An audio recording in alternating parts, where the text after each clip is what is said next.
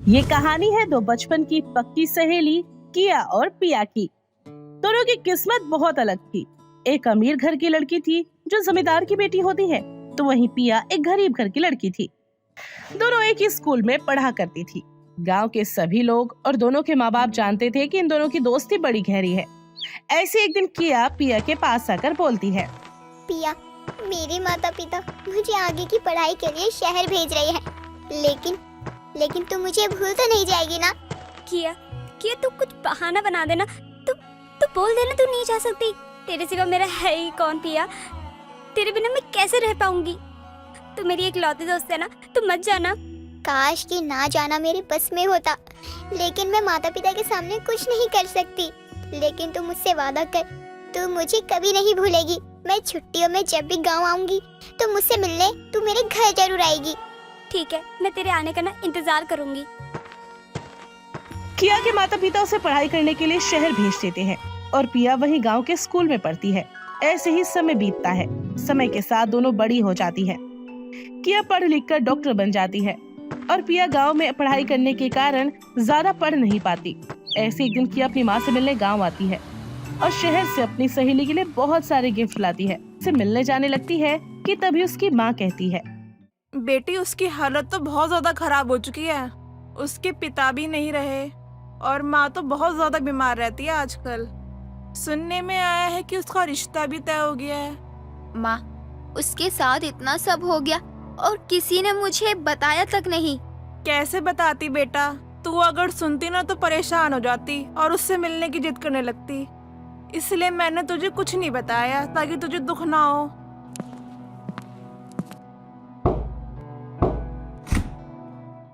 अब तो मुझे ऐसे ही घूर कर देखती रहेगी या अंदर आने के लिए भी कहेगी? तू मुझे भूल गई है क्या? मैं तुझे कैसे भूल सकती हूँ? तू तो कितनी सुंदर हो गई है, एकदम परी जैसी लग रही है। देख तो, तुझे देखकर तो मैं सब कुछ भूल ही गई हूँ। अरे अंदर तो आ। माँ, देखो ना कौन आया है। अरे बेटा तू किया है ना? कितनी बड़ी हो गई है, कितनी सुंदर भी हो गई है। जी आंटी जी, मैं हूँ। लेकिन आप इतनी बीमार कैसे हो गई हैं? क्या हुआ है आपको? बस बेटा, इसके बाबूजी के जाने के बाद मुझे चिंता खाए जा रही है कि मैं अगर चली गई तो इसका क्या ही होगा। अरे कुछ नहीं, माँ को थोड़ी सी कमजोरी है, खाएंगे पियेंगे ना, ठीक हो जाएंगी। तू बता कब आई है? हाँ, मैं आज ही आई हूँ। सोचा तुझे मिल आऊं, क्योंकि कल मैं वापस शहर चली जाऊंगी। मैंने सुना है तेरा रिश्ता पक्का हो गया है। हाँ बेटा, यहीं पास के गांव का लड़का है। सोच रही हूँ मरने से पहले इसकी शादी करा दूँ। अब मेरी जिंदगी का भरोसा तो कुछ है नहीं, लेकिन इसकी शादी देख लूँ तो चैन से मर पाऊंगी। पर यह है कि शादी ही नहीं करना चाहती।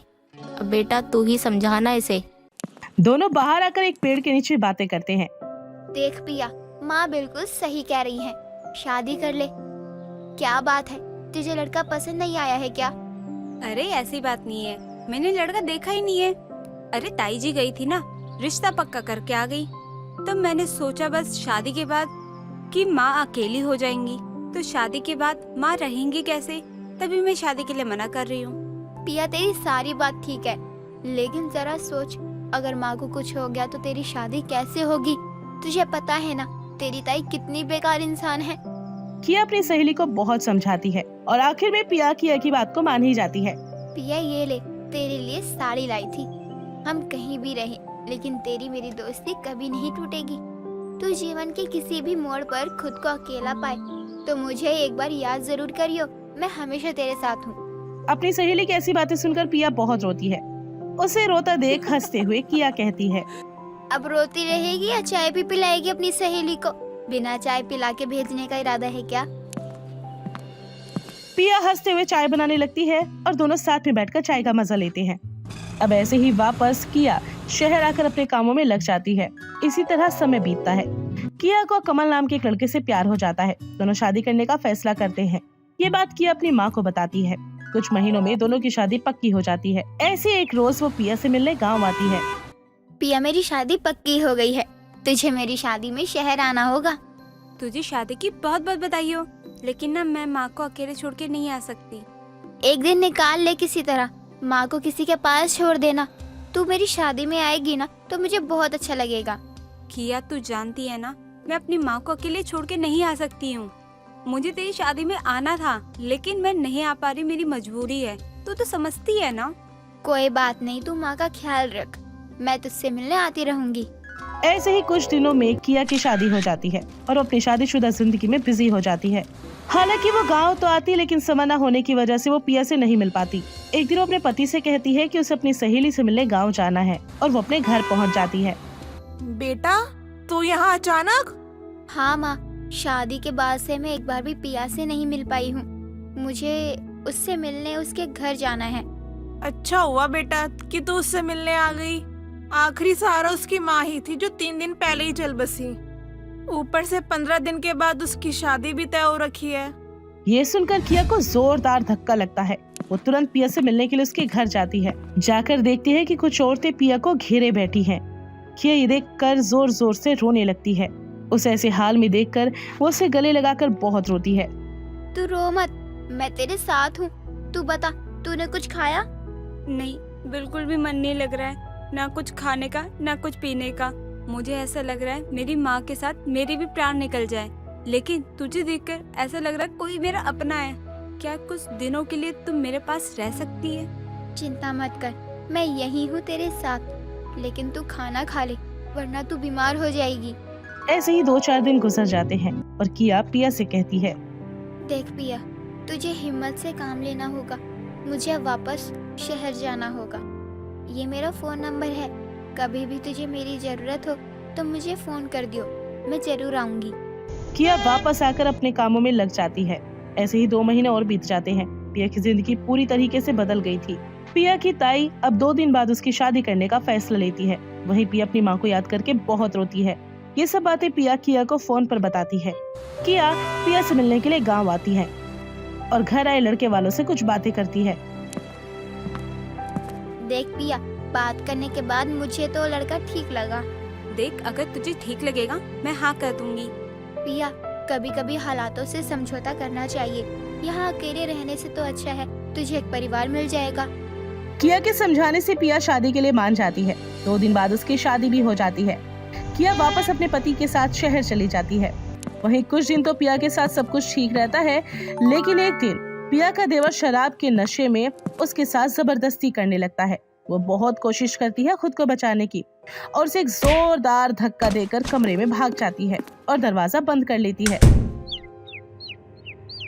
कल रात को मेरे पति ना होने पर ना देवर जी शराब पी के मेरे कमरे में मेरे साथ जबरदस्ती करने लगे। माँ, अरे इसमें रोने वाली क्या बात है?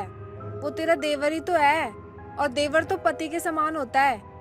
अरे कल उसने थोड़ी सी पी ली थी तो हो गई उससे गलती। अब इस गलती के चक्कर में मैं उसे मारूं क्या? अपनी सास की ऐसी बातें सुनकर उसके पैरों तले से जमीन खिसक गई थी। लेकिन माँ जी, ये तो सब गलत है ना।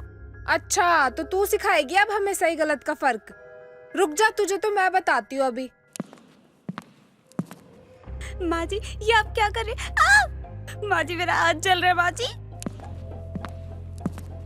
अब तू यहीं बाहर बैठकर ना धूप में सारे कपड़े धोएगी जब तुझे पता चलेगा, और बर्तन भी तुझे इस धूप में ही धोना है। फिर देखती तेरी जुबान कैसे चलती है। तेज धूप में बेचारी सास का कहा सारा काम पिया करती। उसकी हालात अब बद से बदतर हो चुके थे। एक दिन उसका पति कार से घर आ रहा था और कार से उसका एक्सीडेंट हो जाता है, जिसकी वजह से वो मर जाता है। सास इस हादसे का जिम्मेदार अपनी बहू को समझती थी, जिसके बाद दिन रात उस पर जुल्म करती। एक दिन उसका देवर अपनी माँ से कहता है, आयला माँ, मैं क्या सोच रहा था, भैया तो रहे नहीं तो क्यों ना मैं भाभी से शादी कर लूं। अरे क्या करेगा उस करमजली से शादी करके? मेरे एक बेटे को तो वो खा गई है, अब तुझे भी खा जाएगी। अरे दुनिया में लड़कियों की कमी है क्या? नहीं माँ, मैं ना शादी करूंगा तो भाभी से करूंगा और किसी से नहीं करूंगा। मुझे कुछ नहीं पता, मुझे शादी करनी है उनसे, बस मेरी शादी करा दो। दोनों की बातें पिया पीछे खड़ी सुन रही थी। वो समझ चुकी थी कि देवर की बुरी नजर उसी पर है। सुन बहू, मैं क्या सोच रही थी कि तेरी शादी ना मैं अपने बेटे करण से करा दूं। अरे जिंदगी बहुत लंबी है, तू अकेले कैसे गुजारेगी? नहीं, मैं उससे शादी नहीं करूंगी। वो शराबी है, लफंगा भी है। मैं बिल्कुल भी नहीं करूंगी उससे शादी। तेरी इतनी हिम्मत, तू मुझसे जुबान लड़ाएगी? अब तो तेरी शादी ना मेरे बेटे करण से ही होगी। अब चाहे तू कुछ भी कर ले। पिया अपने कमरे में जाकर बहुत रोती है। अगले दिन पिया कूड़ा डालने के लिए बाहर आती है। दोनों माँ बेटे आपस में बात कर रहे होते हैं। उन्हें देख पिया छुप कर उनकी बातें सुनने लगती है। देख करण बेटा, मुझे नहीं लगता कि वो तुझसे शादी करेगी, तो तू ना मेरी एक बात मान। तू ना आज रात में ना उसे अपने वश में कर लियो, और सुबह ना मैं सबसे ये कह दूंगी कि ये सब नशे की हालत में हुआ है, और फिर तेरी शादी मैं उससे करवा दूंगी और सब मान भी जाएंगे। मैं ना एक काम करती हूँ, मैं ना आज तेरी बुआ के यहाँ चली जाती हूँ और आऊंगी कल सुबह ही। तो जब तक ना तू अपना काम कर लियो। माँ, अगर वो नहीं मानी तो ना उसके हाथ पैर तोड़ दियो, ना ही वो किसी को बता पाएगी और ना ही कहीं भाग पाएगी। पिया ऐसी बातें सुनकर बहुत डर जाती है और रात होने से पहले जान बचाकर वहाँ से भागकर एक चाय की दुकान पर आती है और चाय वाले का फोन लेकर अपनी सहेली को फोन करके उसे अपने पास आने को कहती है। तू फिक्र मत कर, मैं 1 घंटे में तेरे पास आ जाऊंगी। तू ऐसे रो मत, क्या बात है? मुझे सारी बात आराम से बता। ये सब तेरा ऐसा हाल किसने किया? पिया रोते हुए अपनी सहेली को सारी बात बताती है और वो उसे अपने साथ रखने का फैसला करती है। उसका साथ उसका पति कमल भी देता है। ऐसे ही दोनों मिलकर उसका बहुत ख्याल रखते, खाना पीना, शॉपिंग पर जाना, घूमना फिरना, ये सब कुछ करते। पिया कमल से भी काफी घुल मिल गई थी। कमल भी उसे साली साहिबा कहकर खूब मजाक किया करता। तुझे यहाँ कोई दिक्कत नहीं होगी, अब तू यही हमेशा मेरे पास रहेगी। किया, मैं अब तेरे पास नहीं रह सकती। मैं तेरे पे बोझ नहीं बनना चाहती यार। आज तक तूने मेरे लिए बहुत कुछ किया, मैं तेरा एहसान कैसे चुका पाऊंगी किया? तू पागल है, हम दोस्त हैं और दोस्ती में कोई एहसान नहीं होता। लेकिन किया देख, मैं एक ही शर्त पे तेरे साथ रहूंगी। तू मुझे कहीं काम पे लगवा दे या कहीं और, तब जाके मैं तेरे साथ रहने आऊंगी। अब मैं ना तुझ पे ना बोझ बिल्कुल नहीं बनना चाहती हूँ। ठीक है, अगर तेरी यही जिद है तो कल से तू मेरे साथ मेरे हॉस्पिटल में काम करेगी। मैं तुझे सब सिखाऊंगी। अपनी सहेली की ऐसी बात सुनकर पिया बहुत खुश होती है। अगले दिन से किया ने उसे काम सिखाना शुरू किया। समय के साथ देखते ही देखते पिया हॉस्पिटल का सारा काम सीख जाती है और किया उसे हॉस्पिटल का इंचार्ज बना देती है। वहीं किया को पता चलता है कि वो माँ बनने वाली है। पिया उसकी सेहत और खाने पीने का बहुत ध्यान रखती है और रात भर भी हॉस्पिटल का सारा काम संभाला करती। मेरे चक्कर में तू अपना बिल्कुल भी ख्याल नहीं रखती है। देख जरा कैसी कमजोर सी हो गई है। अभी मुझे तेरे लिए एक अच्छा सा लड़का भी तो तलाश करना है, फिर तेरी भी धूमधाम से शादी होगी और देखना तू बहुत बहुत खुश रहेगी। किया, अब मुझे शादी की इच्छा ही नहीं है और न ही किसी और पे यकीन है, तो अब मुझे बस मरीजों की सेवा करनी है और मैं उसी में ही खुश हूँ। अब समय के साथ किया एक लड़की को जन्म देती है। सभी बहुत खुश होते हैं। जीजू, मैं ना बेबी के लिए ना कुछ कपड़े लेने जा रही हूँ, जो किया ने ना खुद ही बुने थे खाली समय में। ठीक है, लेकिन तुम ना अकेले मत जाओ, मैं भी तुम्हारे साथ चलता हूँ। रात बहुत हो चुकी है, अब अगर तुम ऐसे अकेले जाओगी तो कुछ भी हो सकता है। और वैसे भी किया अभी आराम कर रही है और उसके पास डॉक्टर तो है ही। तो चलो, मैं चलता हूँ तुम्हारे साथ। ठीक है जीजू, चलो फिर। कमल पिया को लेकर घर पहुंचता है। बच्चों के कपड़े लेने किया वाले बेडरूम में आकर अलमारी खोलकर कपड़े ही निकाल रही होती है कि अचानक कमल कहता है, पिया, एक बात करनी थी तुमसे। मैं कह रहा था कि तुम कब तक अकेले इस तरह से रहोगी? मतलब दुनिया देखो ना कैसी है। मतलब हर कदम पे एक शैतान बैठा हुआ है लड़कियों की इज्जत से खेलने के लिए। लेकिन तुम फिक्र मत करो, मैं हूं ना, मैं तुम्हारी रक्षा करूंगा। और वैसे भी जब से तुम मेरे घर में आई हो ना, तब से तो मुझे ऐसा लगता है कि मेरे घर में रौनक आ गई है। अब तो तुम्हारे बिना 1 मिनट मन नहीं लगता मेरा। मैं तुमसे एक बात कब से कहना चाहता था, ये कि मैं तुम्हें ना बहुत पसंद करता हूँ और मैं तुम्हारा बनना चाहता हूँ। देखो, अगर तुम्हें दिक्कत होगी तो किया को छोड़ दूंगा मैं, और वैसे भी उसका बच्चा हो चुका है, वो अपना जीवन काट लेगी। लेकिन तुम मेरे पास रहना, हम लोग एक दूसरे के साथ रहेंगे और दुनिया की सारी खुशियां मैं तुम्हें ला कर दूंगा। बस जो चीज मुझे चाहिए ना, वो तुम मुझे देती रहना। हाँ, अगर तुम्हारे दोस्त के लिए तुम्हें दिक्कत हो तो ठीक है ना, उसे भी रख लेंगे, उसे कुछ पता नहीं चलने देंगे। तुम बस मेरी बात मान लो। जीजू, ये आप क्या कह रहे हैं? मुझे नहीं पता था इतने अच्छे चेहरे के पीछे एक शैतान भी छुपा हुआ है। तभी अचानक कमल पिया का हाथ खींचकर उसे अपनी ओर करता है और उसके साथ जबरदस्ती करने की कोशिश करता है। पिया उसे थप्पड़ मारकर धक्का दे देती है। तुम सारे के सारे मर्द एक ही जैसे हो, सबको बस एक मौका मिलना चाहिए। तुम सब एक लालची किस्म के इंसान हो जो औरत को औरत नहीं खिलौना समझते हैं। और वैसे भी मैंने कितना एहसान किया तुम पर, अब वो एहसान चुकाने का समय आया तो तुम ऐसी हरकतें कर रही हो। कोई बात नहीं, मैं हूं ना, सारा हिसाब एक बार में क्लियर कर देता हूँ। हाँ, आओ मेरे पास आओ, बस मेरी हो जाओ, उसके बाद तुम्हें दुनिया की सारी खुशियां मिल जाएंगी। आओ आओ ना। पिया कमल को जोर से धक्का देकर भाग जाती है। कमल उसका पीछा करता है लेकिन वो नजर नहीं आती। आखिर में थक हार कर कमल हॉस्पिटल पहुंचता है, जहां डॉक्टर बताते हैं कि उसका बच्चा हिचकी लेने से मर गया। ये सुनकर कमल रोने लगता है। किया का भी बहुत बुरा हाल हो जाता है। अगले दिन किया कमल को फोन करके पिया के बारे में पूछती है। कमल, 2 दिन हो गए हैं लेकिन पिया मुझसे मिलने नहीं आई। आखिर पिया कहाँ है? तुम परेशान क्यों हो रही हो? पिया घर पर ही होगी। तुम एक काम करना, तुम हॉस्पिटल से छुट्टी लेना और घर चली जाना और थोड़ा आराम कर लेना। और मैं भी घर पे ही मिलूंगा रात में, वो कुछ जरूरी मीटिंग है ना, तो उसमें उलझा हुआ हूँ। और तुम्हें भी पता है यार, अभी काम का प्रेशर कितना हो गया है, तो थोड़ा समझो यार।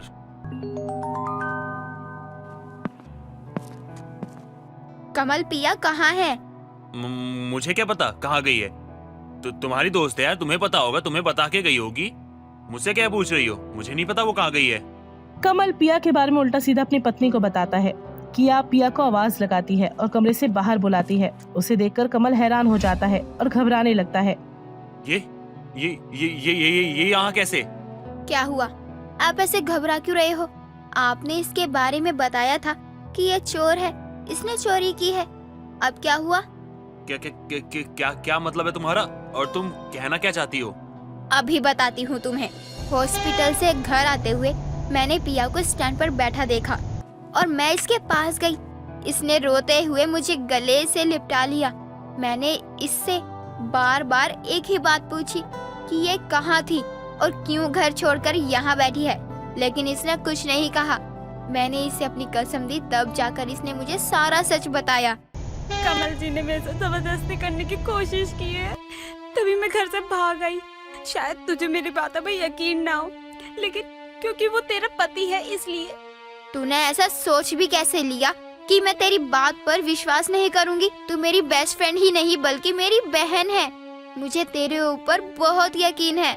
मुझे लगा इस वजह से तेरा घर खराब ना हो जाए, इसलिए मैं तुझसे मिलने नहीं आई। मुझे तुझसे दूर जाना ही सही लगा, तभी मैं यहाँ पर स्टैंड पे बैठी थी। मैं यहाँ से कहाँ जाती, यही सोच के मैं यहाँ पर रुक गई। जो बस पहले आएगी मैं उसी में चली जाऊंगी। किया मुझे माफ कर दो किया, वो मैं बहक गया था। अब आगे से ऐसा कुछ नहीं करूंगा। प्लीज मुझे माफ कर दो, यकीन करो अब ऐसा कभी नहीं होगा। मैंने कभी सोचा भी नहीं था कि मेरा पति मेरी ही सहेली के साथ ऐसी हरकत करेगा। मुझे तुमसे ऐसी उम्मीद नहीं थी कमल। मैं ऐसे इंसान के साथ 1 मिनट भी नहीं रह सकती। हवलदार साहब, आ जाओ बाहर, अब सारा सच आपके सामने है। ले जाओ इस इंसान को। पुलिस? किया, ये सब क्या है? जी हाँ, पुलिस। मैंने ही इन्हें अंदर रहने को कहा था ताकि ये सारा सच अपने कानों से सुन सके। ले जाओ आप इसे मेरी नजरों के सामने से। पिया ये सब कुछ देखकर बहुत रोती है, लेकिन किया सच का साथ दे रही थी। उसने अपनी सहेली को इंसाफ दिलाया और यकीन दिलाया कि वो हमेशा उसके साथ है। कमल को जेल हो जाती है और दोनों सहेली अब हंसी खुशी से हॉस्पिटल को संभालती हैं। दोस्तों, अगर आपको ये कहानी पसंद आई तो इसे लाइक करें, शेयर करें और कमेंट करके बताएं कि कहानी में आपको सबसे अच्छा क्या लगा।